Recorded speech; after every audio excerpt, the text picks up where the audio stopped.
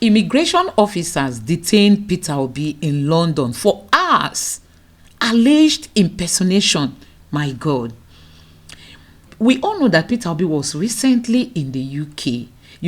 People were so surprised to, see him attend some church services in the UK during this Easter period. Only recently has one of his former aides come out to tell the world that Peter Obi was even detained at the airport, for alleged impersonation, meaning that somebody is acting as Peter Obi. Somebody is like behaving or claiming to be Peter Obi, maybe in the UK or online, nobody knows. And this is very, very dangerous, honestly. This is very, very dangerous for Peter Obi's image. It means that this man, they have pursued him with a fake audio tape. They didn't get him. They've pursued him with so many things, so many allegations. Some people say it's treason that he said. Some people, so many things. Now they want to impersonate him. And I must say a big kudos to the UK police, because if they had not notified him of what is happening, they would have just allowed it to mature to the point that maybe he will not be able to deny whatever they are planning.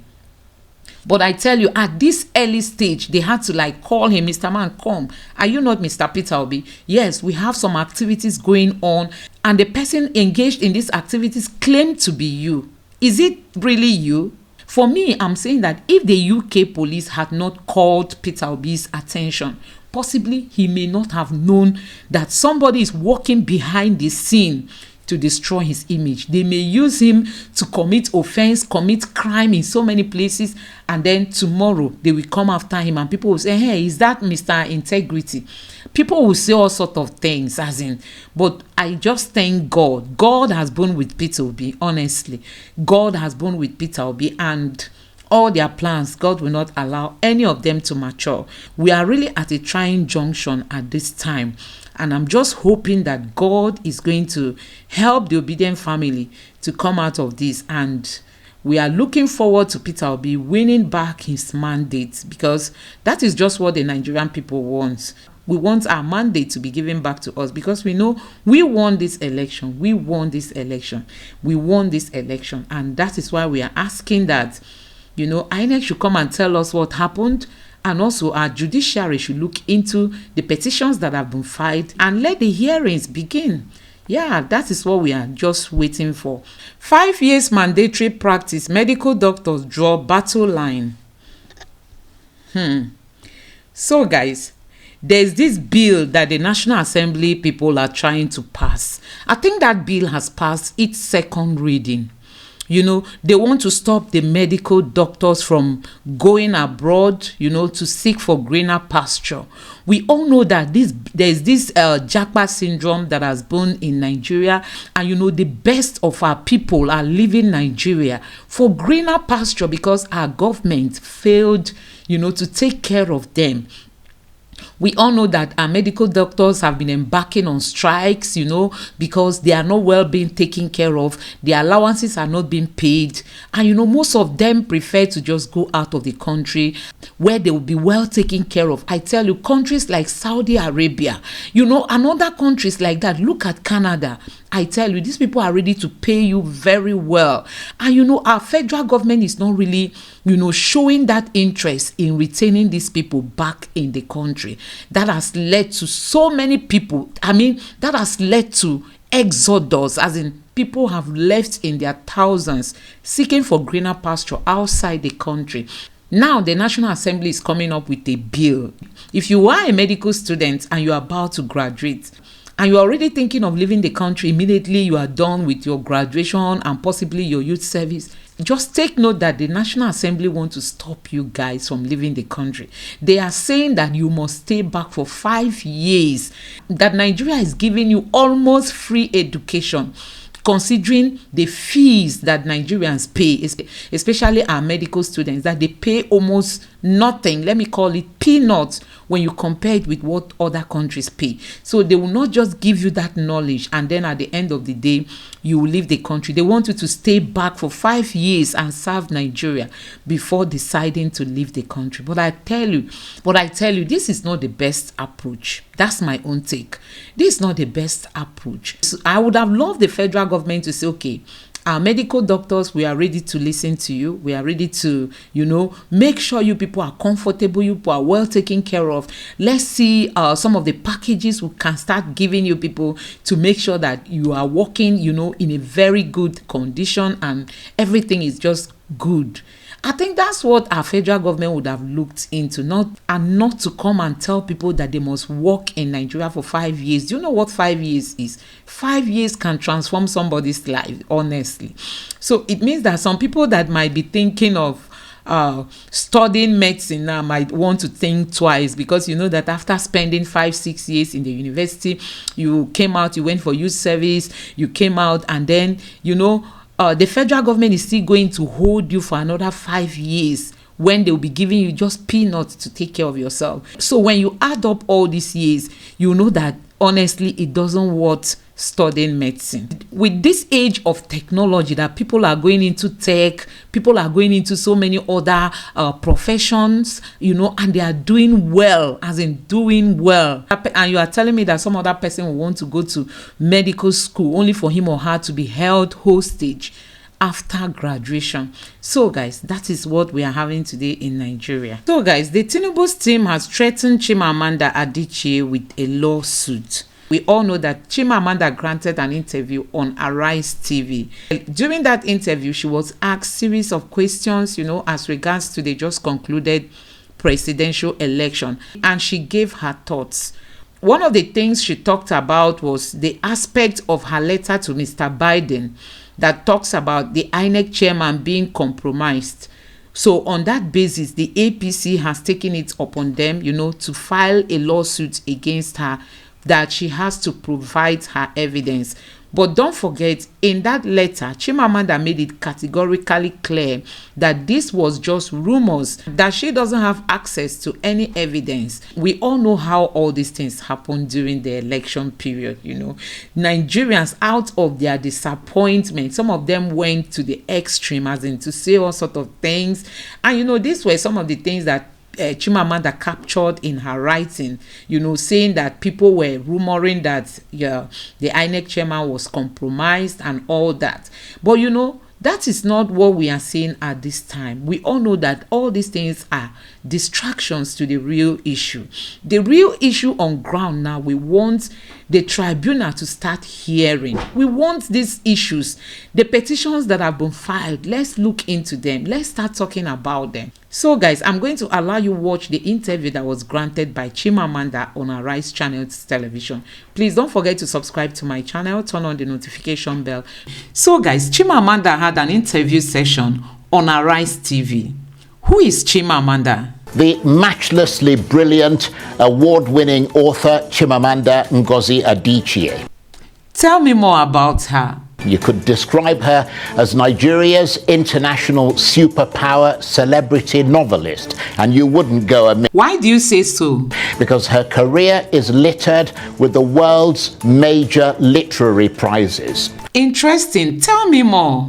But beyond her phenomenal talent, which is there for all to see, Chimamanda Adichie has followed the tradition of Africa's literary giants before her, becoming, to some extent, the conscience of her troubled nation, speaking out fearlessly against injustice, corruption, the harsh realities of electoral malpractice, and what she calls Nigeria's hollow democracy.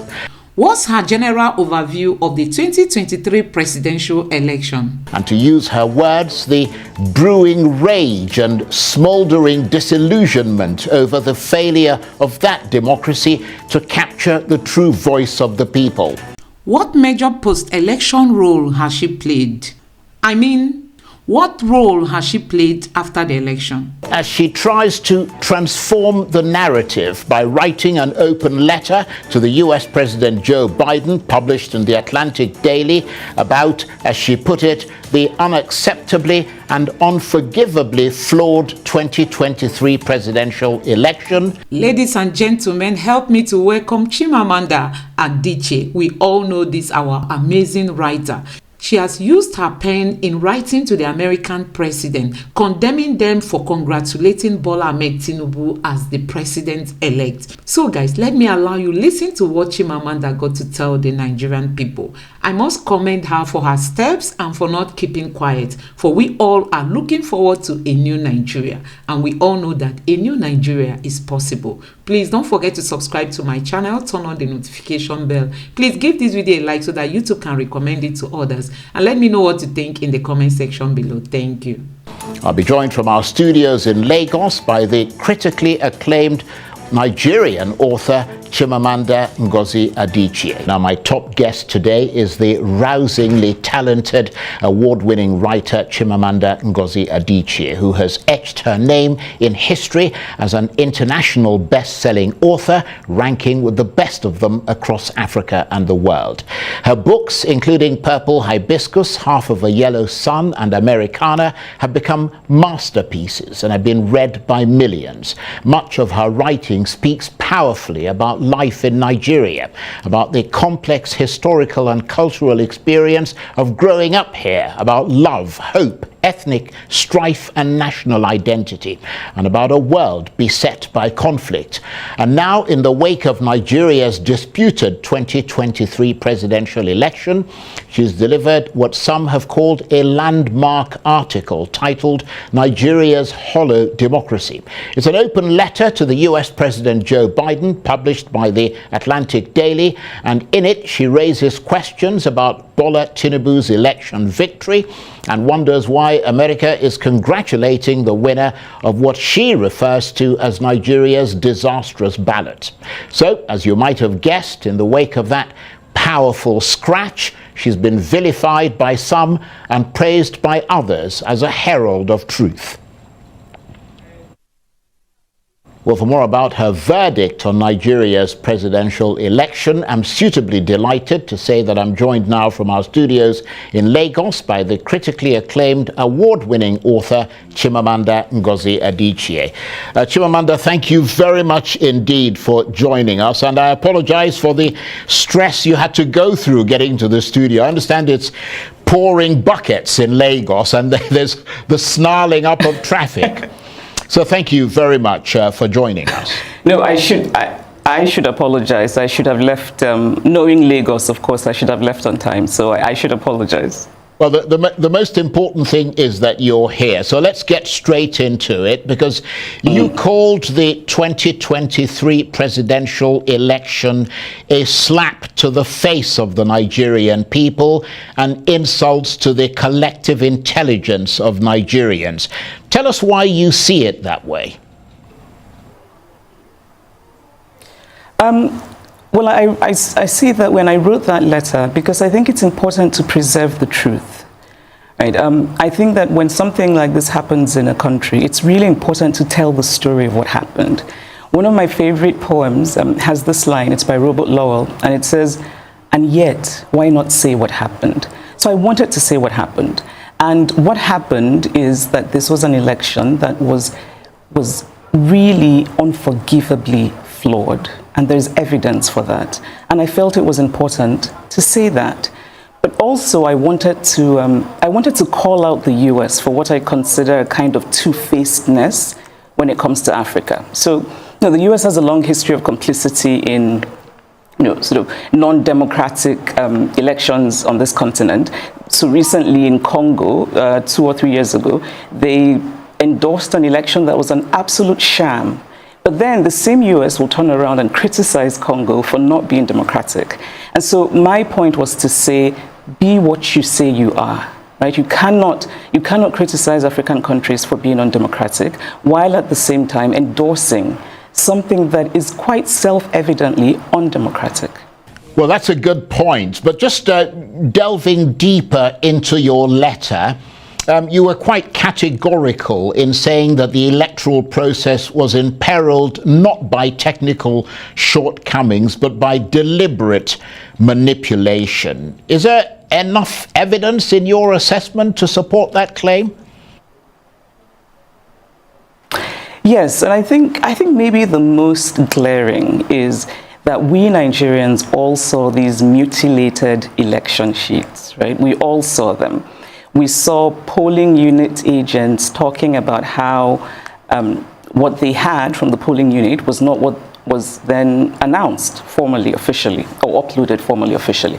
And I think for me, that's a really striking reason and an example of how this election was not about technical glitches. And can we also realize that Nigeria is full of very bright young people in tech?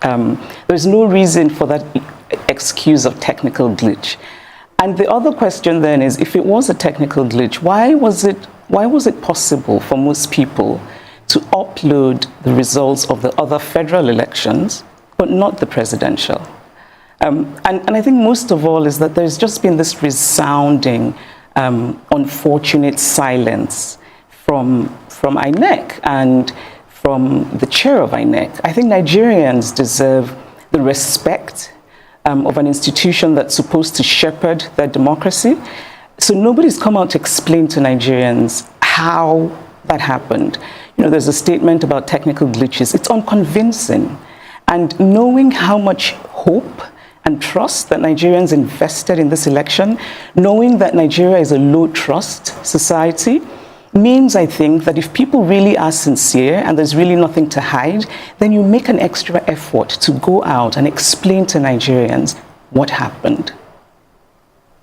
Yes, that certainly makes a lot of sense to a lot of people. But in reacting to your letter, and some of the things that you said in it, the APC have suggested that you were not in Nigeria during the election and you did not vote, and therefore should not make categorical statements about an election you did not witness. What's your reaction to that? Well, I don't think it's very useful criticism. I should say, first of all, that I've never been fazed by criticism. I mean, I wrote this, of course, knowing fully well that there would be criticism from certain quarters. And I've seen a few things people have sent to me, and it's kind of been amusing to read the juvenile fulminations of non-juvenile people. But that said, I actually did try very hard. And I should say, I have two homes. I have a home here in Lagos, I have a home in the US. I'm very often here. I tried very hard to get my PVC, and the reason I tried very hard is because I had been assured that technology would save us, right? That it had worked in Oshun, worked in Ekiti, and I think in Anambra, that it would save us. And so I really tried. And we should also talk about how difficult it was to collect PVCs and how that in itself is a form of voter disenfranchisement. And so I had done the first part, but then I couldn't collect my PVC. And so, yes, did not vote. But my not voting does not mean that I cannot comment on an election. I'm a Nigerian citizen. Every Nigerian citizen has a right to have an opinion about this election. And so when people say that Beavers worked, but IREV didn't work, which is sort of a way of countering the accusation that the technology was manipulated, really the response is both have to work for the election to be credible. Right, so Beavers was about making sure that we didn't have ghost voters, that people who were actually there voted. But that it defeats the purpose if you then do not upload the results, because those results that you have sort of you've made sure that real people voted, but then those real results, we can't see them in real time. We cannot see them as Professor Yakubu Mahmood said. He said, and I'm going to quote because I've read this so many times, that the public will be able to view the polling unit results as soon as elections are finalized on election day. Right? So I think that's a really important thing to talk about and to address with the Nigerian people. The Electoral Act says that INEC, gave INEC the legal backing to have electronic transmission of results, and did say in a format that INEC would decide. Right? And we know that format because the chair of INEC told us what the format would be when he said that these results would be uploaded at the end of voting from the polling units. And that was not done. And it seems to me strange to sort of deflect from that important issue and talk about how someone, is not in Nigeria and how... those are not the points. The point is what happened. What happened? Well, absolutely, and I suppose that is also the crux, to some extent, of the legal challenges that are ongoing at the moment in court. But in the sort of rather caustic response to that letter that you wrote to Mr. Biden, you mentioned Mahmoud Yakubu there. The Tinubu team have suggested that you may face a lawsuit over an allegation contained in your letter that Mr. Tinubu may have compromised the chairman of INEC, Mahmoud Yakubu, although you also point out that there is no evidence of the astronomical US dollar amount he is rumored to have received from the president-elect. Are you worried about the possibility of a lawsuit? No, and I'm not worried at all. Again, I think that these are things that try to deflect from what is really important and what is at stake. It would be very useful if people could point out what is untrue in the letter. So I think it's important, we talk about, we all know these stories of people who complained about, how we voted at the polling unit is not what we're seeing reflected in the results. All of those stories, which, yes, they're anecdotes, but I think they give us useful insight into what happened in that election. In a way, it becomes a kind of, all of those anecdotes together become a kind of tidal wave of truth-telling. And I think that the rumors surrounding this election are part of the story of this election. If you leave a gap in information, people will try to fill that gap. It's how human minds work. And again, like I said, our country is such a low-trust society, and we're so desperate to believe in something, and then we believe in this election, it doesn't work out well, and nobody gives us a convincing reason. So of course people are going to rumor about, people being compromised.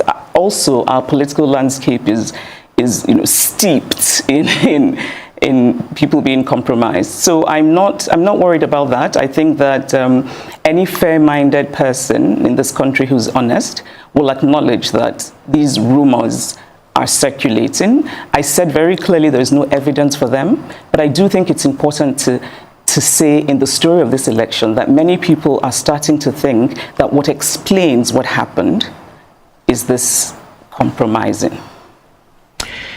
Yes, and of course, you supported Peter Obi, the candidate of the Labour Party in that election. He, according to the official results, came third, and we've seen a number of spokesmen from the APC suggesting that you were supporting your sort of tribesmen, to use a rather sort of old term. But in that context, what do you make of the polarization of the ethnic divisions that appear to be deepening as a result of this election? Do you see ethnicity as being politicized? If so, how dangerous is that in your assessment?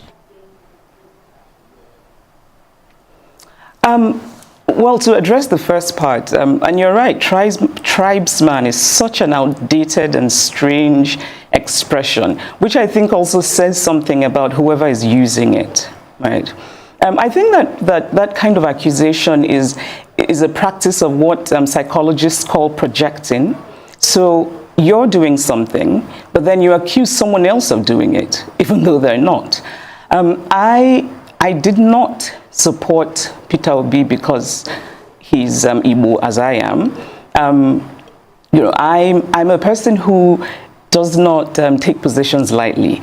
And so while I very much admire Peter Obi, respect him, there are many other Igbo men who I admire and respect, and I would never vote for them for president because I just don't think they would make good presidents. And so my support for Peter Obi is actually rooted in real things. It's rooted in my faith in his ability.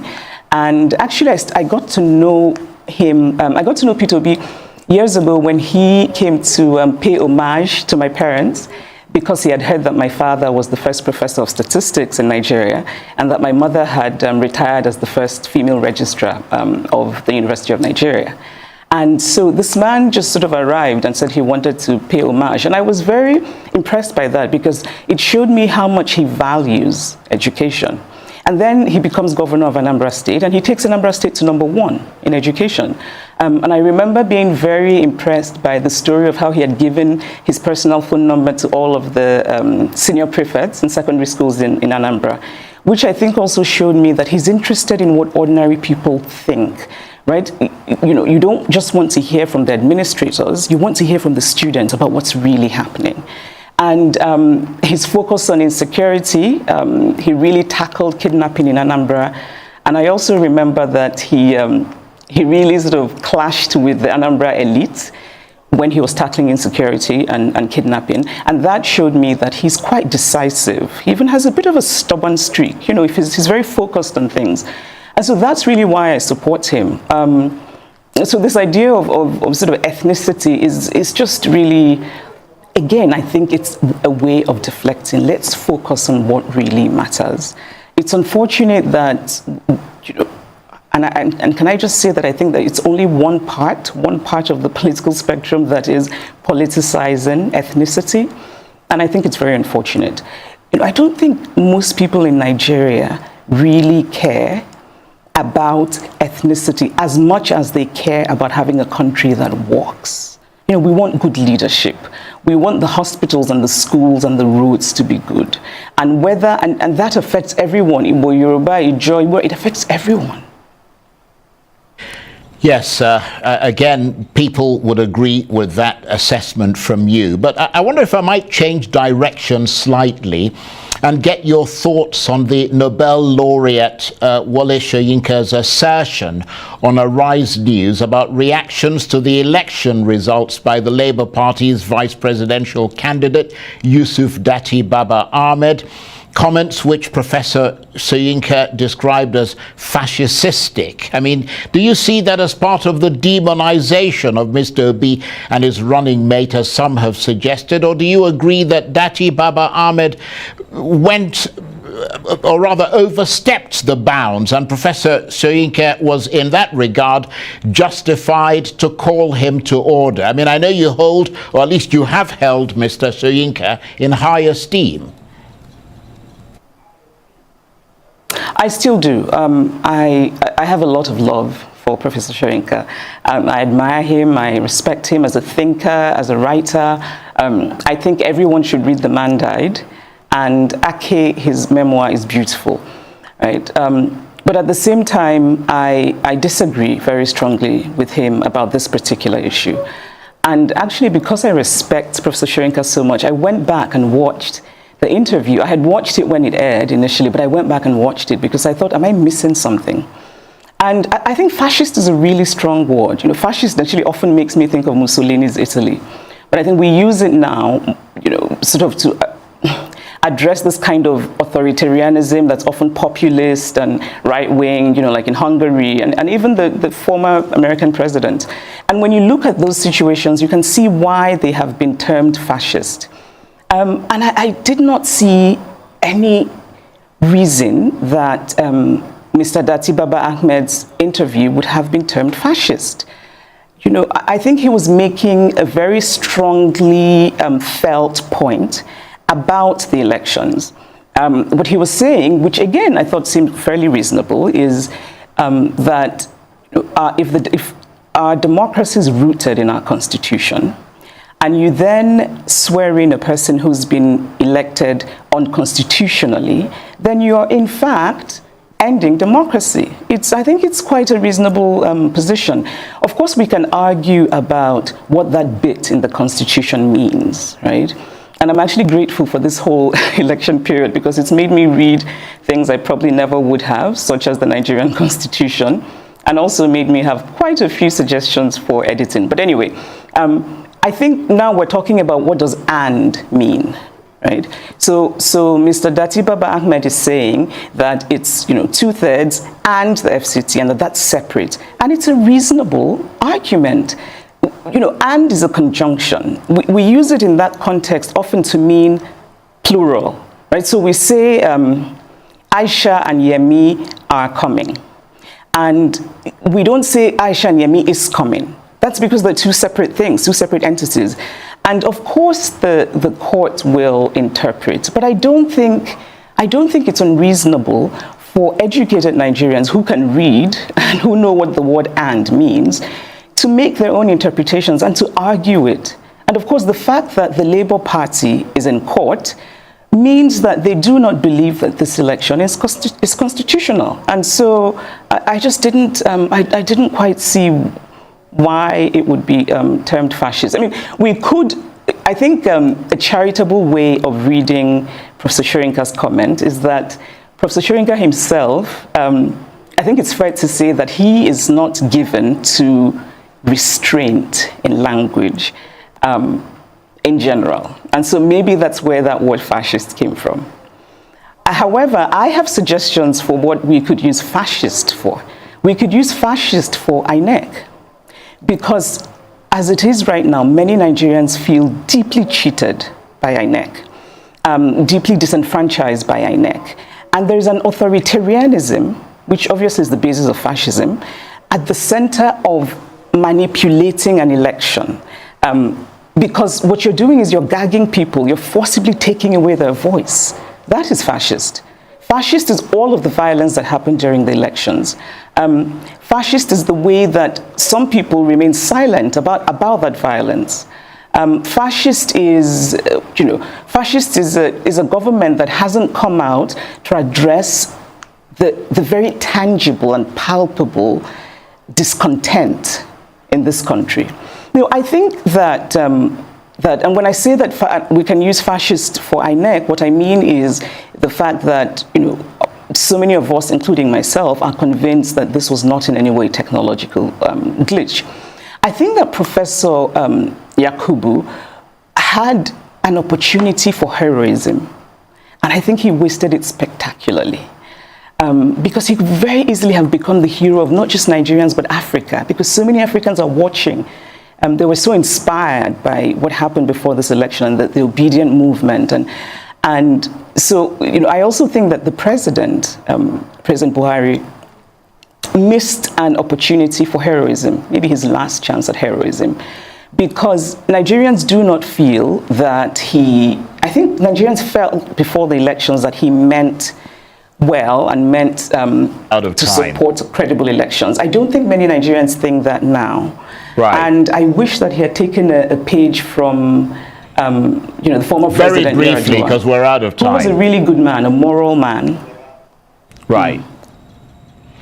Just literally 10 seconds. The opposition parties are challenging the election in court. Do you think they'll get a fair hearing? I hope they will. I think there's reason to doubt that, because the Supreme Court has had rulings that just did not make a lot of sense to most people. And so there's reason to worry, but I'm hopeful. I'm generally hopeful. So I'm optimistic that they will do the right thing and that people will get justice. So guys, you can see that I'm really sorry I had to interrupt you to end the program, but unfortunately we're out of time. I could talk to you forever, but thank you very much indeed for taking the time to come and share these your thoughts. Keep quiet. Honestly, if we want to really experience democracy in Nigeria, we don't have to embrace what happened during this election. Is it all the talks that they used to intimidate voters? Is it all the ballot snatching? Is it all the figures, the altered figures?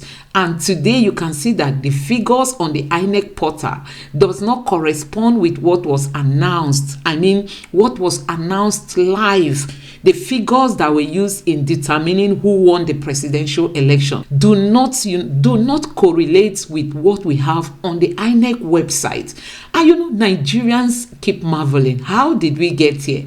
After the INEC chairman came to tell us that with the beavers, we don't need to panic. That the beavers is a game. That the beavers is a game changer. That with the beavers, there won't be any fraud. They told us that results will be uploaded real time.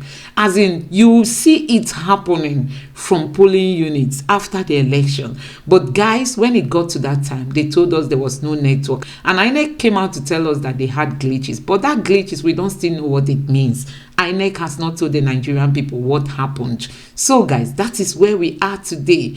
And we are hoping that our Nigerian youths will come out. They will speak up. We just want a better Nigeria. We are not doing this for tribe. We want a better Nigeria. We want a Nigeria that works for everybody. We want a Nigeria, whether you are from the north or you are from the south, just lead us well. That is what the Nigerian people are asking for. Lead us well. Stop the looting, the corruption in Nigeria. Stop it. Seal up all the leakages we have in government. Seal them up so that we'll have enough to build new hospitals. We'll have enough to build schools. We can attend to our schools. We can compete with the world so that we can also invest in the Nigerian people. The human capital is the number one thing that every other country is fighting for. But when you come to Nigeria, our politicians loot for themselves. They forget the masses. And that is what Nigerians want to change this time. I pray that INEC will not stop this change. I pray that the judiciary will not stop this change. All we want is a new Nigeria, a Nigeria that works for everybody. That is what we are looking up for. So guys, please don't forget to subscribe to my channel, turn on the notification bell. Please give this video a like so that YouTube can recommend it to others. And let me know what you think in the comment section below. Thank you.